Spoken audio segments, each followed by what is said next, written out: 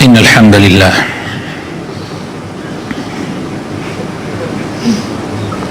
نحمده ونستعينه ونستغفره ونستهديه ونعوذ بالله من شرور أنفسنا ومن سيئات أعمالنا. من يهده الله فلا مضل له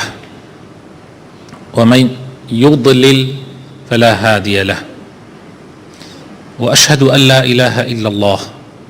وحده لا شريك له، وأشهد أن محمدا عبده ورسوله.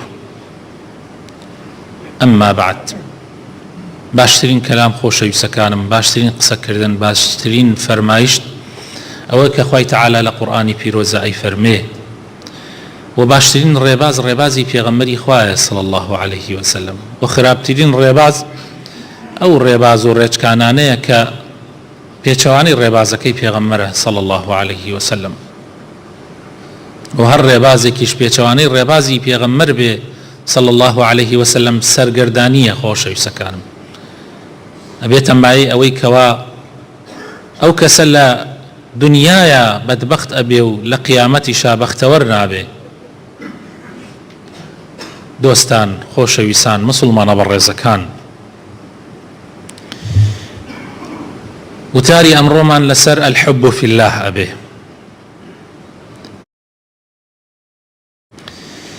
خۆشەویستی خوا صلی الله عليه وسلم محمد أفرمي أن من عباد الله أناسا ما هم بأنبياء ولا شهداء. هندێک لە بەندەکانی خوا هەن، هەندێک لە بەندەکانی خوا هەن، نە پێغەمبەرانن نە شەهیدانن. يغبطهم الأنبياء والشهداء بمكانهم من الله. تەنانەت پێغەمبەران و شەهیدانیش غیبتەیان پێ ئەبەن. غیبتە واتە ئێرەیی، بەڵام ئێرەیەکی دروست، یعنی حەسوودیەکی دروست. قالوا يا رسول الله من هم؟ وتیان ئەی پێغەمبەری خوا، ئەصحابەکانی پێغەمبەری خوا صلی الله عليه وسلم پرسیاریان کرد ئەی پێغەمبەری خوا ئەوانە کێن؟ يعني تەنانەت پێغەمبەران و شەهیدان غیبتەیان پێ ببەن. قال هم قوم تحابوا بروح الله على غير أرحام بينهم. فرمووی ئەوانە قومێکن لەبەر خاتری خوا یەکتریان خۆشەوێ، هیچ خزمایەتیەک و هیچ نەسەبێک نییە لە بەینیانە، بەڵکو تەنها لەبەر خاتری خوا یەکیان خۆشەوێ. ولا أموال يتعاطونها. تەنانەت لەبەر خاتری پارە و پوولێک نییە کە بیدەن بە یەکتری،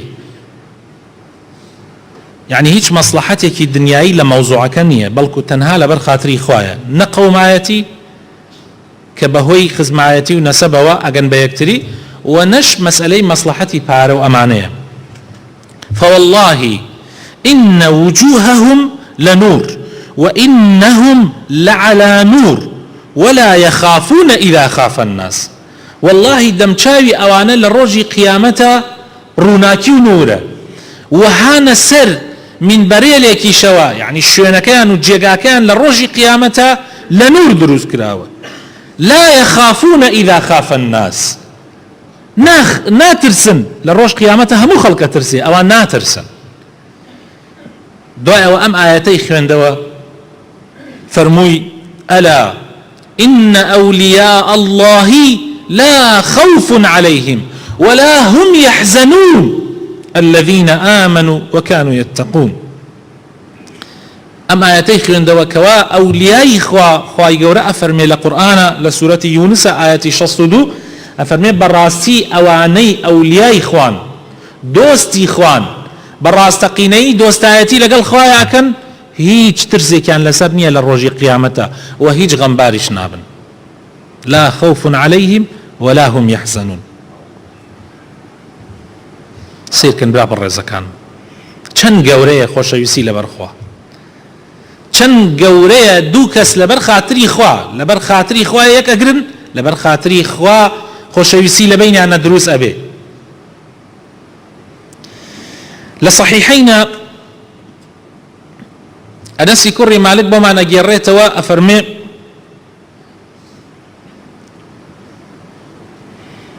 أن رجلا سأل النبي صلى الله عليه وسلم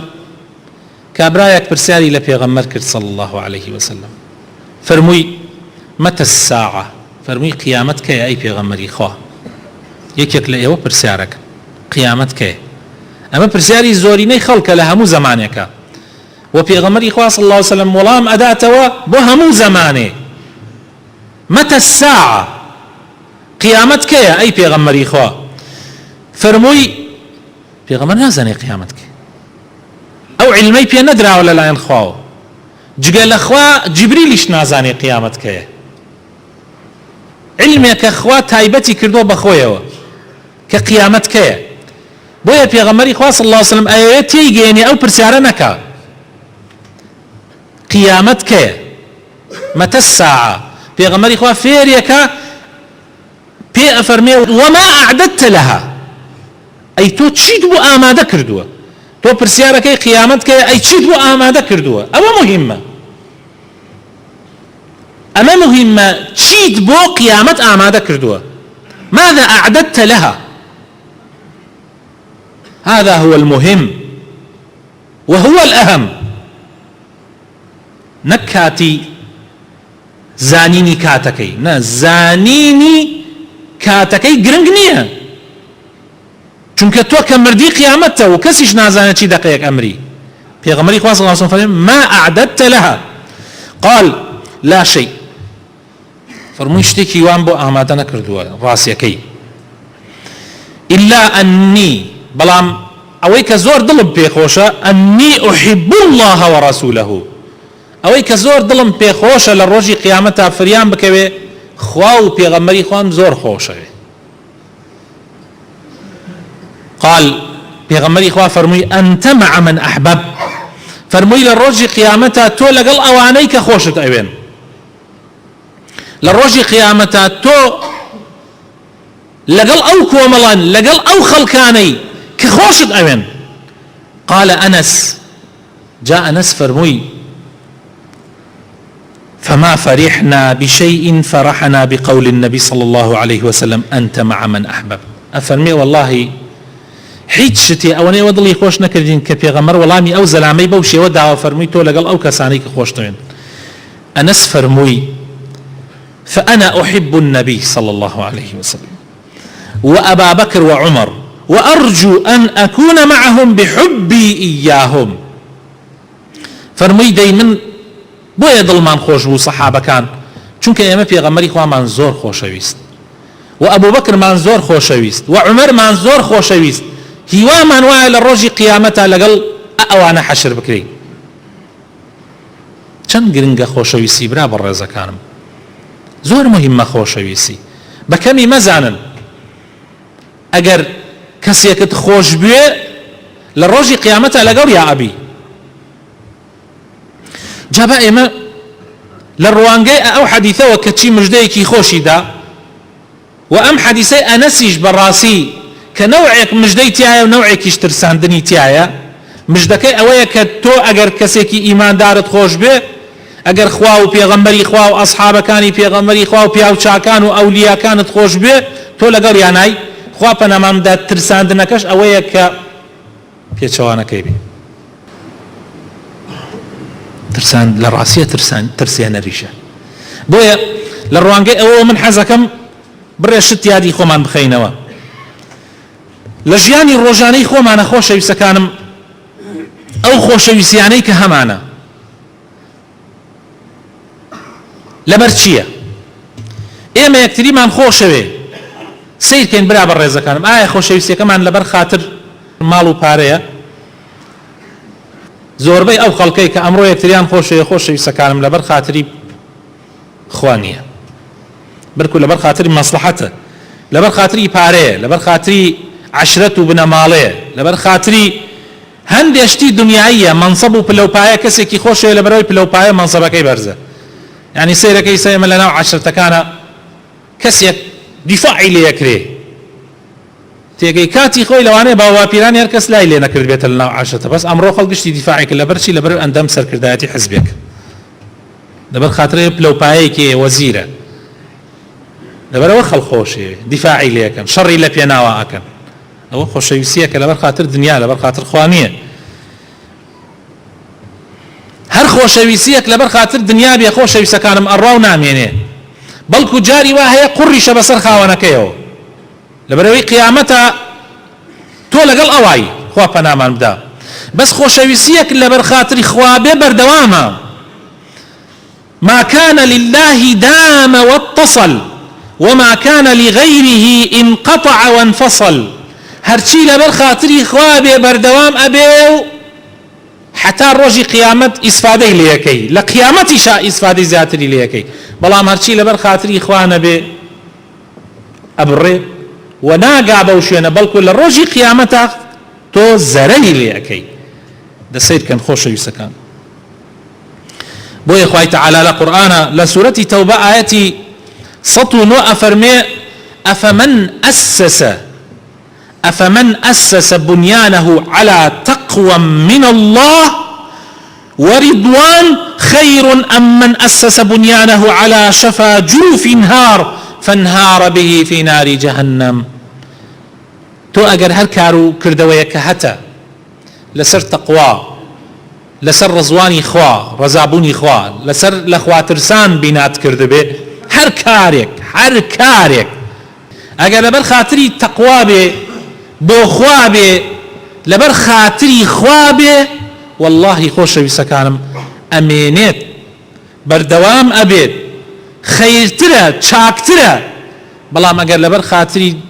شتی تر بێ لەبەر خاتری دنیا بێ لەبەر خاتری مەسلحەتێ بێ بەخوا ئەڕۆخێ و قیمەتی نییە و سوودی نییە حتا ئەتخاتە ئاگری جەهەنەمەوە بۆیە حەقە ئێمە هەر کار و کردەوەیەک وە بە تایبەتی ئەم کردەوەی دڵە يعني أما كردويكي ضلا خوشويسي الحب من أعمال القلوب لكردوكاني ناو ضلا الحب جاء أجر في الله بزور قرنجة بلام أجر في الله نبي لمصلحة به زور خطرة هروها خواهي تعالى لسورة زخرفة آياتي شصت حوت أفرمي الأخلاء يومئذ بعضهم لبعض عدو إلا المتقين أفرمي أخلاء خۆشەویستەکانم ئەوانن کە حەزەکەن تەنیا ببنەوە لەگەڵ یەکە یعنی ئەوەنەیەکیان خۆشەوێ حەزەکەن هەردگیان بە یەکەوە بن زۆر یەکیان خۆشەوێ دۆستایەتیەکی گیان بە گیانی محەبەتێکی زۆر بۆیە پێ ئەوترێ خەلیل ئەوانەی کە زۆر ئەخیلاءن کە زۆر یەکیان خۆشەوێ حەز لە تەنیایی ئەکەن لەگەڵ یەکە حمویان لە ڕۆژی قیامەتا بن بە دوژمنی یەکتری الله لا حول ولا قوة إلا بالله ئەوەی کە زۆر خۆش دەوێ ئەوەی کە زۆر دۆستە لە ڕۆژی قیامەتا بێ بە دوژمنت ئەگەر لە دنیا نەبێ بە دوژمنت چونکە هەنێکیان هەر لە دنیا ئەبن بە دوژمنت لە ڕۆژی قیامەتا ئەبێ بە دوژمنت الأخلاء يومئذ لەو ڕۆژە كالروجي قيامته بعضهم لبعض عدو إلا المتقين إلا أهل تقوى نبي أهل تقوى لو روجة دو سايتي كان زياتر أبي خۆشەویستەکانم ئەو کەسانەی کە لەبەر خاتری پارە تویان خۆشەوێ ڕۆژێکە بێ فەقیرەکەوی یان زروفەکەت ئەگۆڕێ خۆشەویستەکە بێ بە دوژمنایەتی ئەوانەی کە لەبەر خاتر منسەب و پلەپایەتەوە تویان خۆشەوێ هیچ دڵت پێیان خۆش نەبێ ئەوانەی کە لەبەر خاتری خزمایەتی تەنها خزمایەتی نەک لەبەر ئەوەی خوا ئەمری کردووە خزمەکانی خۆتت خۆش بێ ئەو کاتە لەبەر خوایە ئەو کەسانەی بەس لەبەر خاتر عەشرەتایەتی و خزمایەتی تویان خۆشەوێ لەبەر خاتر خوا نییە ڕۆژێ دێت مەسلحەتێک ئەکەوێتە بەینتان تێکتانەدا ئەوانەی کە لەبەر خاتر پلەپایە و منسەب و ئەم شتانە بێ ڕۆژێکە بێ بەخوا برا منسەبەکەت نامێنێ پلەپایەکەت نامێنێ هەر ئەوەنە دوژمنت چەندین کەسمان بینی حتا وەزیر بوو ئەم عالەمە حتا قائمقام بوو هەتا محافظ بوو ئەم عالەمە هەمووی مەسینەی هەڵگرت بوو دەستی خەڵکی ئەشۆرد بەردەم ماڵەکەیە لە دوێخانەکەیە بەس کە پلەکەی ڕۆیشت و نەما کەس بە دەوریان نەما کەس نەما خزمەتیش بکە لە ماڵەکەیە یان بە خێراتنی خەڵک بکە تەنانەت نزیکترین کەسەکانی خۆی کوڕ و براکانشی بە دەوریان نامێنن سیکن برا بەڕێزەکانم شاعرێک ئەڵێ سلام على الدنيا إذا لم يكن بها صديق صدوق صادق الوعد مخلصا ئەفەرمێ ماڵئاوایی بکە لە دنیایەک کە وای پێ هات دۆسایەتیەکان هەمووی لەبەر خاتر دنیا بوو کەسانێک نەبوون بەڕاستەقینەی خۆشەویستی بکەن لەبەر خاتری خوا مخلص بن خاوەن وعدی خۆیان بن پەیمانی خۆیان بۆ نەسەر ئەگەر دنیا وای پێ هات ئەو کاتە خوا حافیزی لێ بکە ماڵ ئاوایی لێ بکە لە کوردی خۆمان ئەڵێ فاتیحای لەسەر بخوێنە من پرسیار لە زۆربەی ئەم برا خۆشەویستانە و ئەو خوشکانەشی کە لەسەرەوەن پرسیارتان لێ یەکەم لە زۆربەتان زەحمەت نەوێ مۆبایلەکانتان تەماشای ناوەکانی بکەن کە دەرچوون لە مزگەوت لە ڕۆژی جمعە سەیری ناوی ئەو کەسانەکەی کە خەزنت کردووە هەمانە هەزاری خەزم کردووە هەمانە زیاتر کەمتر سیرکەن چنێکی بە کەلکی تەنگانە دێ تەنگانەی ئەم دنیا ئەوە باسی قیامەت مەکە جارێ چنێکی بە کەڵک دێ چنێکی بۆ ئەوە ئەشێ بڵێ فریام کەوە نەک ئێستا کاتێ تۆ دەست ئەڕوا و ئیمکانیاتت هەیە و پلە و پایەت هەیە بەڵێ دێ لەسەرت خۆی داتە کوشت تفەنگێکە لەبان ماڵەکەت ئەوەستێ نا ئیسەنە بۆ ئەو کاتەی کە لێت قەوما بێ ئەو کاتەی کە تۆ هیچ لە توانانیەتر تەماحت پێ ناکە چنێکی بە کەڵک ئەو کاتە دێ ئەتوانی دەی لێ هەڵبژێری ئەتوانی پێنجی لێ هەڵبژێری هاوڕێتی برا بەڕێزەکانم ئەگەر لەبەر خاتری خوا نەبێت کۆتایەکەی سوودێکی نییە بەس ئەگەر ئەمەندە لەبەر خاتری خوا بێ ئەمەندە ئەگاتە دەرەجەیە لە دنیا ئامادەی خۆت کەیتە قوربانی هاوڕێکەت چکە لەبەر خاتر خوا خۆشتەوێ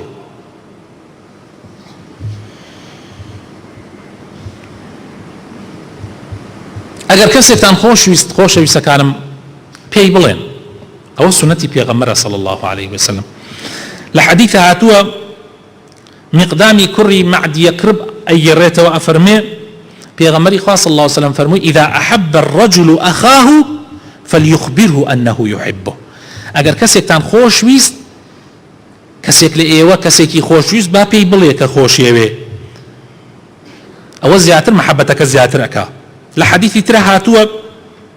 پێغەمبەری خوا صلی الله عليه وسلم خۆی ئەمە جێبەجێ ئەکا بە تەطبیق عەمەلی ڕۆژێکیان معاذ ئەگرێت و دەستی ئەگرێ معاذ صحابەیەکی زۆر بەڕێزی پێغەمبەر بوو صلی الله عليه وسلم دەستی ئەگرێ و پێغەمبەری خوا فەرمێ یا معاذ والله إني لأحبك أي معاذ والله قسم بخوا من توم زور خوشوي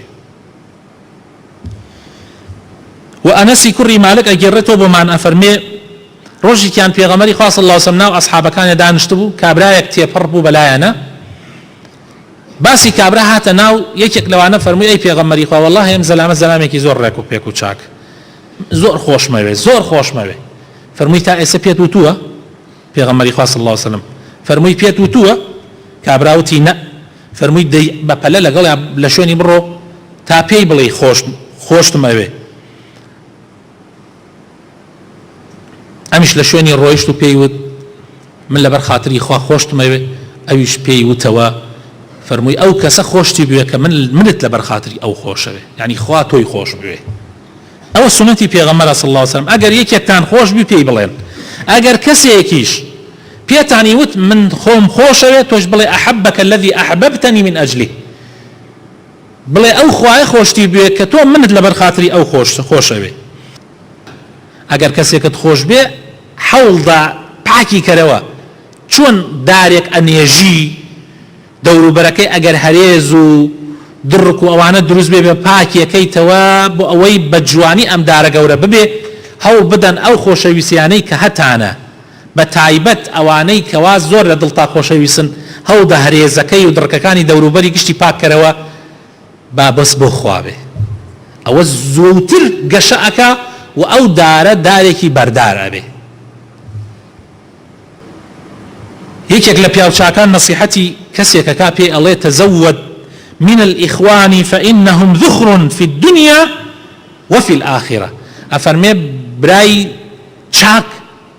زۆر بکە بۆ خۆت ئەوەی کە لەبەر خاتری خوا خۆشتەوێ زۆری کە چونکە ئەوانە بۆ دنیایش باشن بۆ قیامەتیش باشن. جا ئەوش پرسیاری دەکرد فەرمووی من ئەزانم بۆ دنیا باشە بەس بۆ قیامەت چۆن باشە؟ فەرمووی الأخلاء ئەو ئاەتەی خوێندۆ کە عەرزم کردن الأخلاء يومئذ بعضهم لبعض عدو إلا المتقين. خۆشەویستی ئەگەر لەبەر خوا بێ لەو ڕۆژە ئەبێتە مایەی شەفاعەت. ئەوە تا پێغەمبەری خوا صلی الله عليه وسلم ئەفەرمێ لە ڕۆژی قیامەتە هەموو خەڵکی ڕاوەستاون حاڵیش زۆر تێک چووە خۆی 1 میل دوورە خەڵک هیچ قسەیەکیان نییە بۆیان نییە قسە بکەن لە هەناسە زیاتر. لا تسمع إلا همسة يك كلمة قسنية لو روجة خوي تعالى بان أكاو أفرمي أين المتحابون في جلالي كون أواني والا برخاتي من يكتريان خوشوي اليوم أظلهم في ظلي اليوم أظلهم في ظلي يوم لا ظل إلا ظلي أمرو يعني 5 جير سيبري خوم كسيبرني إلا سيبري من زياتر لو روجة جاء بيغمري خواه فرمي فيقوم نزاع القبائل فيجتمعون حتى يظلهم الله في ظله قيل من هم نزاع القبائل أم جاء كسانك هل أصن دانا عن هر يكي لعشرتك هل أصن بوجير سيبري خواه پروردگار برسياري عنك أي بيغمري خواه هر يكي لعشرتك يعني چي فرموي كسانك هر يكتريان خوش يستوى لبر خاطري عشرت نبوه لبر خاطري خزمايتي نبو لبر خاطري مصلحت نبو هر يكي كان لعشرتكن هر يكي كان لقوم يكن لو رجاء الرونجير سيبري إخوائي تعالى قوم لم يجتمعوا على حسب ولا على سبب ولا على نسب. حسب باروبول مالو سروته يعني لبر خاطري باروبول نية لبر خاطري سبب نية لبر خاطري نسب نية وخزمايتي نية وإنما جمعهم الحب في الله بلكو أوي كوياني كردو تنها خوشويسية لبر خاطري إخوة. إمام الشافعي فرمي أحب الصالحين ولست منهم لعلي أن أنال بهم شفاعة من صالحين مخوشوي ولست منهم أقر شي منيش لوان نيم بخوا شافعي لوان بوا شافعي يقول لك بياو شاكترين بياو شاكان بلام همو بياو شاكان خوان بكم زانيوه وين زانية أوان لوان نيم أحب الصالحين ولست منهم لعلي أن أنال بهم شفاعة وأكره من تجارته المعاصي ولو كنا سواء في البضاعة. أفرمي من صالحين مخوشوي بياو شاكان مخوشوي أقر شي من لوانيش نيم بو أويل الرجي قيامته بهويان وشفاعتكم بو بكري وقينم